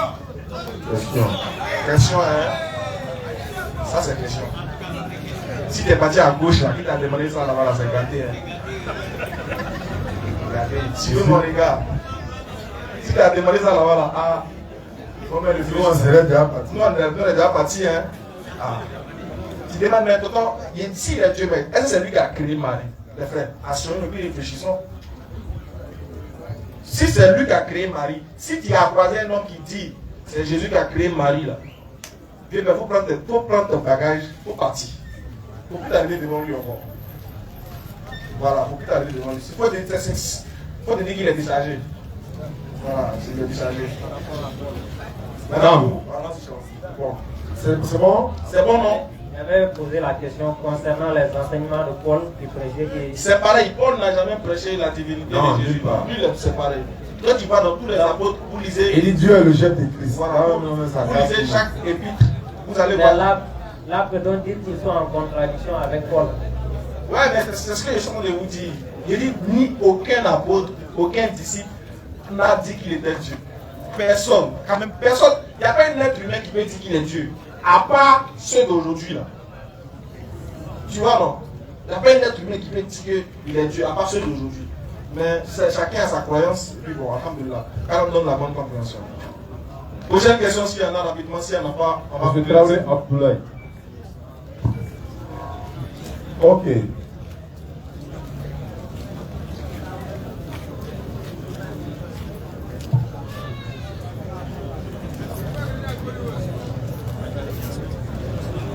Alors, oui, salam alaikum, bonne arrivée. On va prendre la dernière question, puis on va participer à cette question. Je voulais poser une question dans la Bible. Allons-y, on vous écoute. Dans Jean 14, verset 20. Allez dans le micro. Oui, je dis dans Jean 4, verset 20. On dit quoi là-bas? Jean 4, on a dit. Oui. Jean 4, vas-y.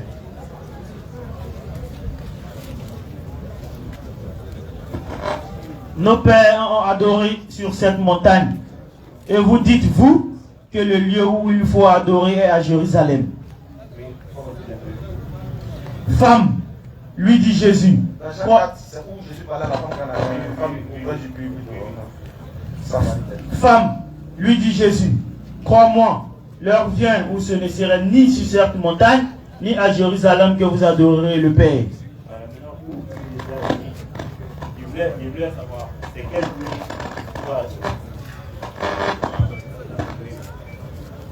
D'ici cette montagne, aujourd'hui, on ne dit pas qu'il y a un seul lieu précis où on adore l'Éternel. Mais le plus grand lieu de rassemblement, d'adoration de l'Éternel, Dieu, c'est à la Mecque. Il n'y a pas dans le monde entier, il n'y a pas un lieu plus grand rassemblement dans le monde que le lieu de pèlerinage des musulmans.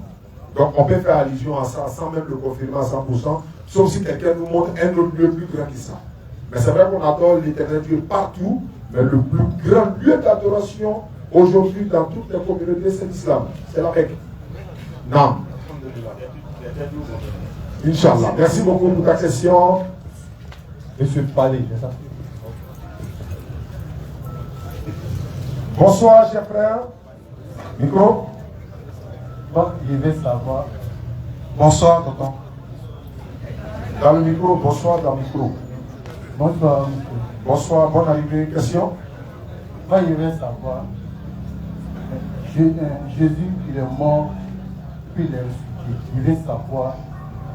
Je vais savoir. Moi, si chrétien aussi. Mais moi, je vous demande.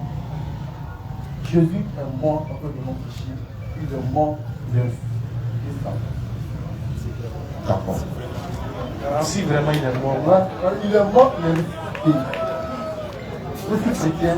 S'il vous plaît, soyez calme, s'il vous plaît. Je vais savoir. Jésus, il est mort à cause de nos péchés. Et puis, il est mort sur la croix. Et puis, il est ressuscité. Je vais savoir. Papa, tu veux savoir s'il est mort? Moi, je dis, Jésus est mort il est mort, il est ressuscité. C'est une affirmation. Vous croyez qu'il est mort et puis il est ressuscité. Maintenant, vous voulez savoir quoi? Parce que quand il dit que de nos péchés, Jésus est mort pour nous, pour nos péchés. Voilà, d'accord. C'est ça, je vous demander ça. D'accord, papa. Merci. On va vous expliquer. On va vous expliquer quelque chose. Si Jésus est mort pour vos péchés, supposons, si Jésus est mort pour vos péchés, c'est-à-dire il faut croire en ça pour aller au paradis, c'est ça non? Si tu ne crois pas, tu ne vas pas au paradis. Oui.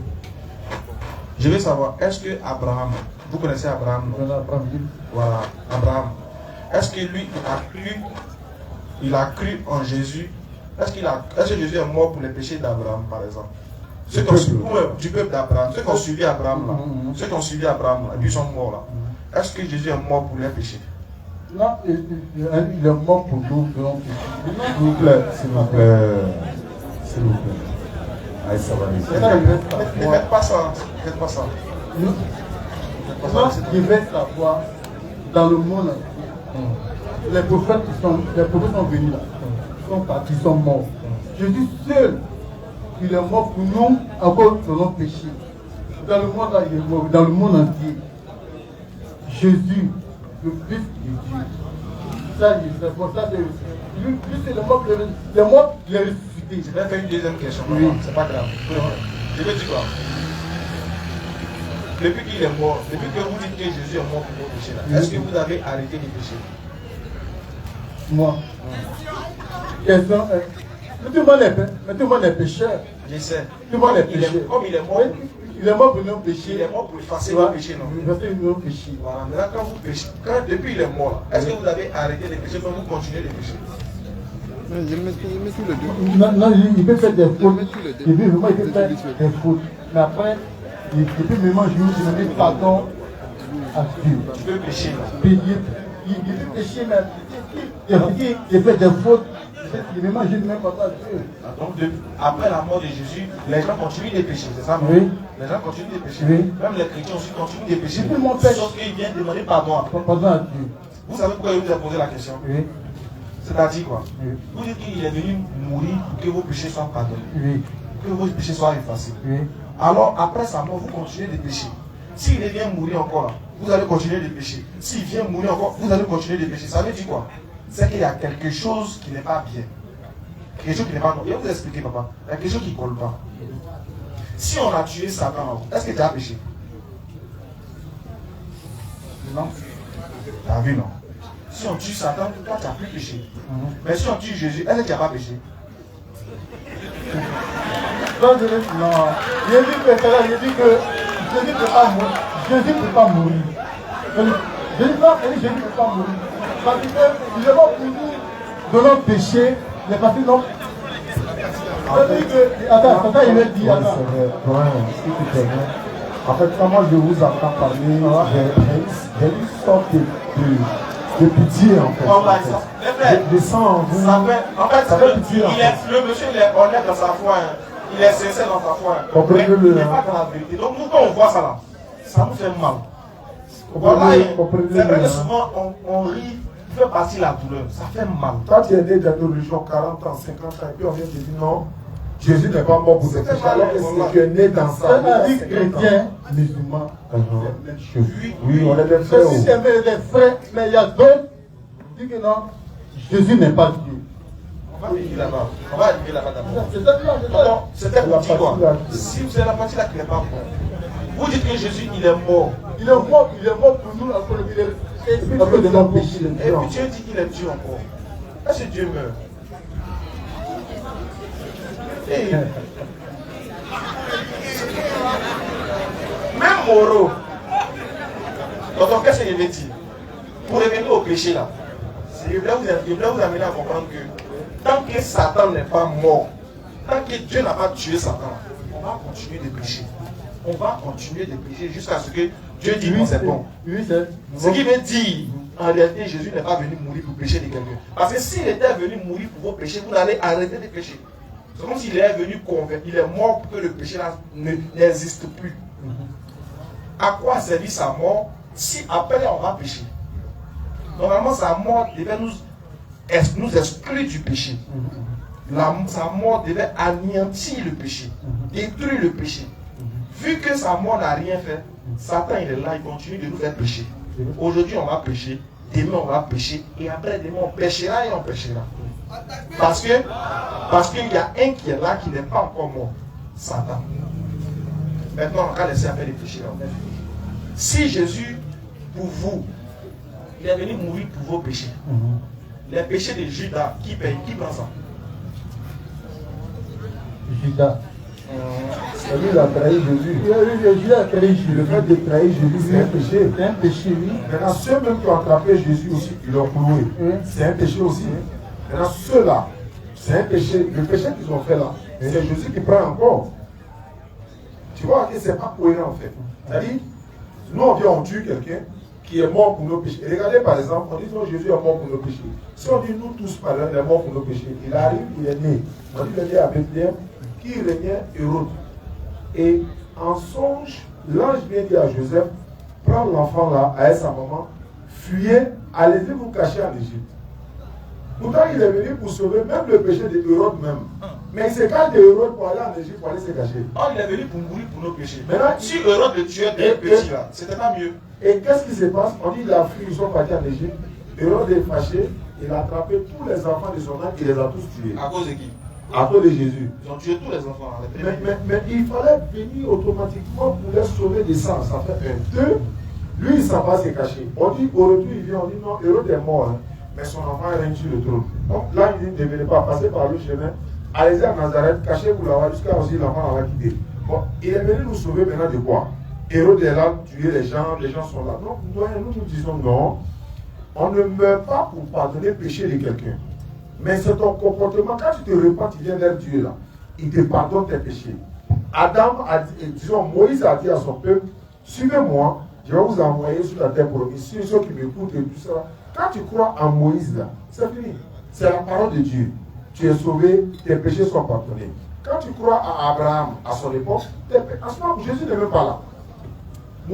Abraham a dit quoi dans le séjour des morts dans Luc? Lazare est mort, le riche aussi est mort. Et le riche dit à Abraham, dit à Lazare de mettre sa main dans l'eau pour venir mettre sur ma langue. Abraham dit non, il y a un fossé entre nous. Il ne peut pas aller là-bas, il ne peut pas venir ici. Il dit bon, il faut l'envoyer en songe. Il n'a qu'à aller dire à mes frères qui sont sur la terre, comme je me suis mal comporté là. Il ne faut pas mal se comporter parce que où je suis là, c'est pas bon. Abraham dit non. Ils ont Moïse et puis ils ont les prophètes, ils n'ont qu'à les écouter. Abraham pouvait dire non, ils n'ont qu'à attendre. Jésus va mourir pour leurs péchés et puis c'est venu. Il dit ils ont Moïse, ils ont les prophètes. Il suffit de les écouter, c'est fini. Ils ne vont pas te rejoindre là, ils ne vont pas se comporter. Jésus n'est pas mort pour vos péchés, mais on vous a dit qu'il est mort pour vos péchés. Quand Jésus même vient, on lui demande comment on fait pour aller au paradis? Il dit pratique le commandement, voilà, il donne les enseignements. Il n'a jamais dit ma mort vous sauvera. Nous, y compris ses épouses et ses disciples, personne d'entre eux n'a dit qu'il est mort pour nos péchés. Si Jésus est mort, on est là. Ok, Jésus qui vient nous sauver, non? Il vient. Comment il nous sauve? Il dit bon Dieu viens, je suis mort. Et puis vous les sauvez. Mais tu es mort pour nous laisser dans une situation et puis on continue de pécher comme il le disait. Le prophète de l'Assemblée vient dire non. Je vous donne les recommandations. Même si je ne suis pas là, si vous les suivez là, vous n'allez pas pécher. Voici comment on sauve les gens. Bon, tu me dois. Il vient, il dit bon, paye mon argent. Non, il n'est pas l'argent. Mais comment il vient pour te pardonner? Attends, il y a mon fils à Gogo dit, il vient, il est mort, et il dit bon, c'est bon, il était pardonné. Non, ça ne fonctionne pas comme ça. C'est vrai que vous êtes une grande personne. On peut vous mettre ça dans la tête, mais quand vous analysez, vous voyez qu'il y a beaucoup de choses. Une dernière question, puis on va aller si Jésus est Dieu. Une dernière question. Si on prend Satan, et puis on prend Jésus, bon, Dieu dit Jésus n'est plus mort, il est ressuscité, il est là. Si Jésus vient à ton maudit, et puis Satan est là, et puis on demande de choisir entre les deux. On demande aux musulmans. On va tuer un parmi les deux. Choisissez entre Jésus et puis Satan. Dieu dit, vous voulez qu'il va tuer qui? Tous les musulmans à l'unanimité, on dit non, il faut tuer Satan. Nous on dit on choisit Satan. C'est le mauvais, le bandit, le banni, il faut le tuer pour nos péchés parce que c'est le péché. Crée le désordre. Donc il faut le tuer. Ça c'est pour les musulmans. Ça c'est pour les musulmans. Maintenant vous allez choisir qui? Entre Jésus et puis Satan, on doit tuer qui? Non, on va aller dans le micro. Non, ça, mon Dieu, Satan. Ah, papa. Mon Dieu, Jésus, mon Dieu, Satan. Donc, bon, si on tue Satan, tes péchés seront pardonnés. Les péchés seront pardonnés toujours. À partir, par Jésus. Mais il est vivant, lui il est vivant. Mais il n'est pas mort. Oh, il faut qu'il meure pour que tes péchés Il meurent. meurt, puis les péchés sont pardonnés. Donc, ça veut dire. Il a compris, ça il a compris. Et tu dis, comme ça, c'est que tu as compris. Voilà, mais barakallah. Maintenant, c'est pas fini. On a soigné premier mal, il reste deuxième symptôme, on va essayer de guérir ça encore. On ne sait jamais. Maintenant tu dis il est Dieu, non? Lui il est Dieu. T'es sûr? T'es sûr? Lui c'est le Fils de Dieu. Il est Dieu, il est Dieu. Non, il dit qu'il est Fils de Dieu. Il n'est pas Dieu. Lui c'est le Fils de Dieu. On a qu'à prendre il est Dieu là. On a qu'à laisser fils là. Après, on venir ici fils. Il est Dieu, non? Jésus? Non. Lui il est Dieu. C'est lui qui a créé les cieux et la terre. Pourquoi je suis de ta réponse? Quand il est sûr. Peut-être tu sais pas trop sûr. Moi je dis, on peut être chrétien parce que je dis, moi je connais sur la terre, il y a Dieu. Le Fils de Dieu, c'est Jésus-Christ. Il sait. Maintenant, est-ce qu'il est Dieu? Jésus là. L'enfant de Marie, est-ce qu'il est Dieu? C'est ça, il veut savoir, excusez-moi, il veut savoir que pourquoi il est mort et il est Moïse, il est venu. Il est mort, il n'est pas ressuscité. Il n'est pas ressuscité. Abraham aussi. Abraham aussi, même chose. Tout le monde. Jésus, il est mort sur la croix. Il est ressuscité. Il est fort, hein. C'est ça même, c'est ça non? Donc pour toi, il est Dieu à cause de ça, c'est ça non? Moi, c'est vraiment de mon cœur, il dit il est Dieu. Ok. Maintenant, comme tu dis il est Dieu, Oui. C'est Dieu qui a créé le monde, non? Oui. C'est Dieu qui a créé aussi Marie. Oui. Est-ce que c'est Jésus qui a créé Marie?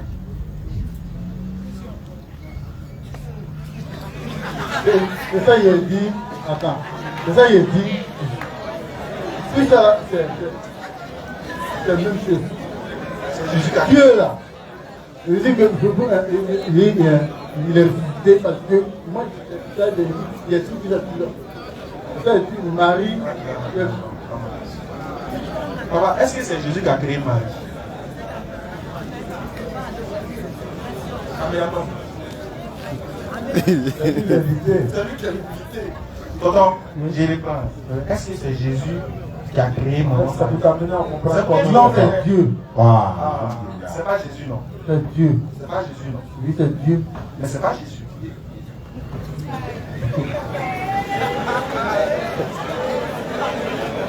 Là, c'est bon. C'est bon. Comme Quand tu insistes, merci beaucoup. c'est sûr. Oui, alhamdulillah, salam. 2 minutes, Inch'Allah. Voilà, rapidement. Voilà, parce que on va dire merci beaucoup à la population de Djibouti. Merci d'être venu. Voilà, pour la conférence. Voilà, on va donner la parole aux représentants de la DDR Djibouti. Comme on le disait tout à l'heure à 16h, la DDR représentante Djibouti, ça va faire près de 2 ans maintenant. Inch'Allah. Donc, beaucoup de personnes ne savaient peut-être pas qu'il y a une base de DDR qui est là. Mais on a constaté aujourd'hui à l'arrivée, on voit qu'il y a près de 1000 et quelques personnes là. Mais à l'arrivée, c'est pas ça qui est important. Hein. On dit non, il y a du monde à l'arrivée. Non, non, non. Mais on a constaté qu'il était seul. Mais nous nous sommes demandé, mais comment se fait-il? Alors que les gens savaient qu'on venait et tout, on s'est dit, bon, peut-être qu'il y a le manque de communication et tout ça. Donc on veut que vraiment, une prochaine fois, tout le monde soit informé. Mais vous ne pouvez pas être informé sans être en contact avec lui. Il va constituer un bureau hein, où il y a le chef d'organisation, il y a le chef de la communication, c'est tout ça. Dans toute chose, il faut une organisation. Là, quand on vient comme ça, vous venez et puis on collabore les choses ensemble. On a constaté qu'il était au fouet, au poulet et tout. Il y a beaucoup de choses qu'on ne va pas rentrer dans les détails. Mais il va donner son numéro et vous allez venir le contacter après que nous soyons partis pour que le bureau soit constitué. Nous, on peut revenir dans 2 mois, 3 mois. C'est notre mission, ça. On peut venir à tout moment. Il suffit que vous nous invitez, nous on vient à tout moment, Inch'Allah. Mais on a besoin quand même que, voilà, de la manière ça a été là, que ça soit comme ça. Je ne veux pas que, voilà, on laisse le frère seul quand même. Vraiment, il a beaucoup souffert pour organiser tout ça. Donc, salam ici. Salam alaikum à toute la famille musulmane de Djibouti. Qu'Allah accepte et qu'Allah nous facilite tous. Je remercie toute la famille de Toumoudi qui ont entendu l'annonce de l'arrivée de la DDR. Voilà, quand la mettre dans nos actions, Yamal Kiyama. Effectivement, je suis le représentant de la DDR à Toumoudi. Voilà, vu que nous sommes pris par le temps, si jamais il y a des personnes qui ont envie de savoir certaines choses, écoutez, s'il vous plaît. Je suis à la boulangerie en face du collège Mindovia. Voilà, tout le monde me connaît. Le numéro c'est le 07 49 44 48 16. Répétez le numéro. 07 49 44 48 16. Voilà, c'est votre frère Abdul Salam DDR Toumoudi. Inch'Allah, levez les mains tout le monde. Ashhadu. Ashhadu. An. La ilaha. Illallahu. Wa ashhadu. Anna. Muhammadan Rasulullah. À bientôt. Inch'Allah.